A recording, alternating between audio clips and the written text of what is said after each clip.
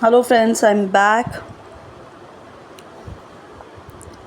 Yeah, so we were talking about what is the article, the author of the article expecting, and this is one of the criticism that author has faced, and we see how important it is for the explanation for a modern man's predicament. Okay, Eliot has proved himself a fine craftsman in his poetry, and now through this poetry, The Wasteland, he proves that he is a metrical magician too. Now, these five sections are structured on a system of fragmented discontinuity. Again, emphasis on the writing style, fragmented discontinuity. It reflects the discordant experience of modern secular man. I told you earlier also that the fragmented writing style, whether it is Virginia Woolf's work or any other writer's work, if there is a fragmented writing style, it is expressing or helping the writer express the discordant experience of the modern secular man. Okay, Eliot himself said in tradition and the individual talent that he was striving to attack the very concept of the unity of the soul. Okay, next is, now I think we should wrap up the wasteland because it is otherwise a huge topic to talk about if we take it in detail. Okay, Eliot published 3 short prose works also. Okay, and these works reflect his interest in the socio theology or theology. So what is theology? Something that it's an ancient term used to describe the study of physics and medicine together. Okay,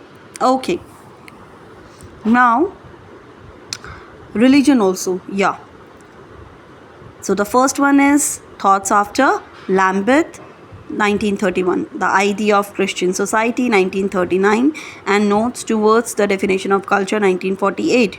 He converted to the Anglicanism in 1927. So he converts himself because of all the ongoing scenario, social and political, but we are not going to talk about it in this video. Okay, so what is the next thing that we need to cover? Eliot's published poetry we are going to talk about next: The Hollow Man, Ash Wednesday, and the Four Quartets. Okay, the four quartets, all of them ripe with the problems of illusions and linguistics.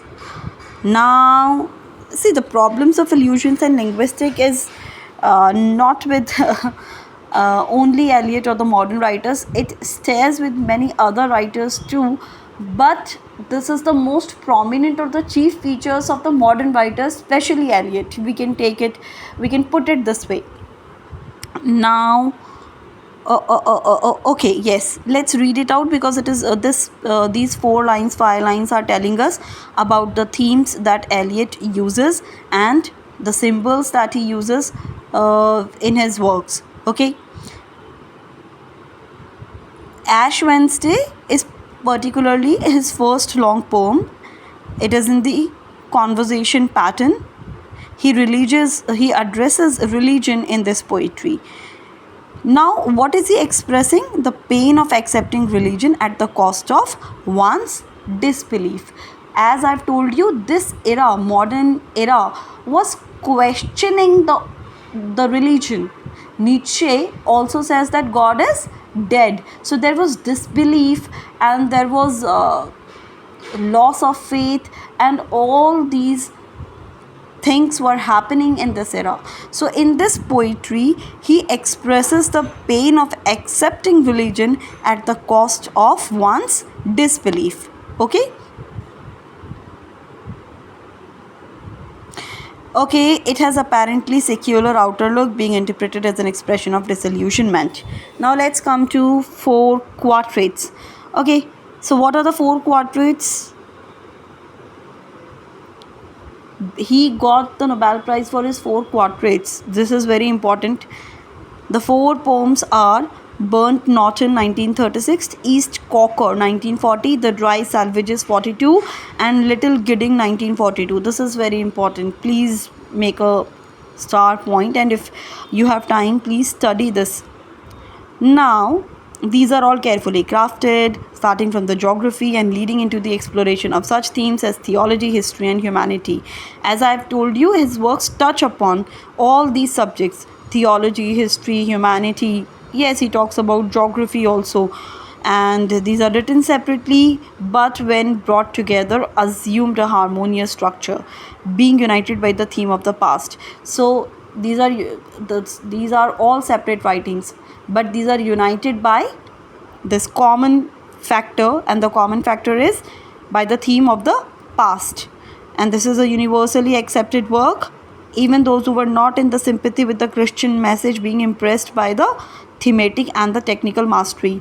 So whether they had that Christian message on their mind or not, but there was something about the poetry or the work which would bring all the readers together by the end of the discussion, because it was not only that the Christian readers are going to like it.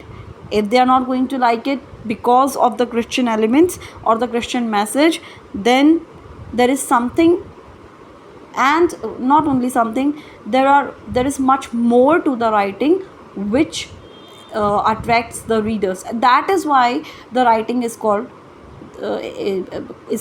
or became universally accepted writing. And that is thematic. It's thematic and technical approach. Okay, next is,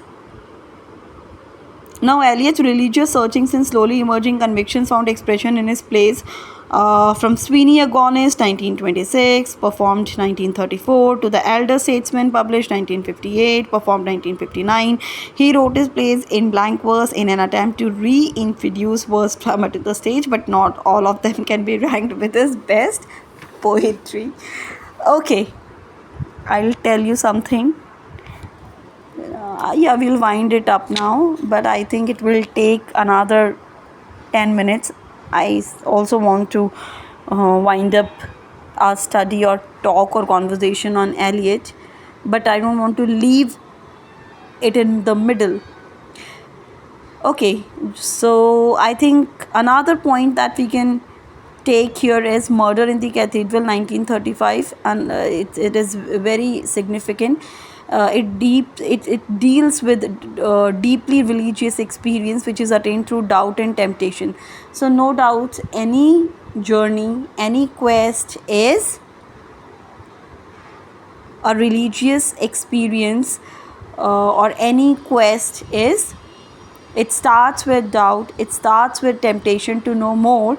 So that's what happens in Murder in the Cathedral 2. It talks about it is influenced by the 17th century preacher Lancelot Andrewes, and it is based on the death of Saint Thomas a Becket. That is why Murder in Cathedral is very important. Okay, so we draw on the realism here. The play resulted in Eliot being appointed to the committee of charge of a new English translation of the Bible, The Family Reunion 1939, in which Eliot used a dialogue closer to natural speech, did not win the popularity of Murder in the Cathedral, and the audience finding it difficult to accept the classical story of Orestes, adapted to a modern domestic setting and given a heavy dose of psychological realism. Okay, so it's a heavy dose of psychological realism, and because of this writing he was promoted and accepted in the committee of the new English translation of the Bible, which is a compliment for the writer. Okay, next we have his autobiographical elements, his wife, his marriage and other things. I skipped this part, and yeah, I think we should cover this part. During the last years of his life, Eliot's views were shaped by Anglo-Catholic Christianity, his belief being that culture is rooted in religion. Okay, because we draw most of our culture from the religion, the mythology, the preachings, and all of that. So he's not wrong. He did not believe in a so-called progressive mobility of culture, but in regeneration of tradition. Through his writings, he has emphasized or made it clear to his readers that he did not believe in the so-called progressive mobility of culture, but he believed in the regeneration of tradition. The concept of regeneration is emphasized in The Wasteland again and again. Now he says that tradition, not in the sense, and if we talk about his essay Tradition and the Individual Talent, there also he emphasizes on the same idea. He says that tradition, not in the sense of following age old rigid laws, is important. If you are following the age old rigid laws, that is not the tradition according to him. What he says, but preserving only those elements which are timeless and can contribute to the future, that is important. So he talks about tradition in the same concept in his essay Tradition and the Individual Talent, when he talks about tradition, and when he talks about regeneration in The Wasteland, he talks about regeneration at length. Tradition, not in the sense of following a, okay, we have already spoken about it. I can give this part a reading, and then we can come to the final part of the article. He believed that a poet writing in English could accept any tradition from Homer to his own time, irrespective of language. He maintained that, I am reading this because it is very important, every line is talking about his writing style, his time, his beliefs, and his age. So this is very important. Please pay attention, and I'm going to explain it. He, like I have done earlier, he believed that a poet writing in English could accept any tradition, starting from Homer to his own time, irrespective of language. He maintained that contemporary Western culture was a mass of confusion, and the decay of religion being the principal problem in his quest for meaning, he found consolation in Anglicanism. Now, that is the reason why he converted himself to Anglicanism, and there was loss of faith taking place. So, people were looking for an anchor that can give them some meaning, some hope, right?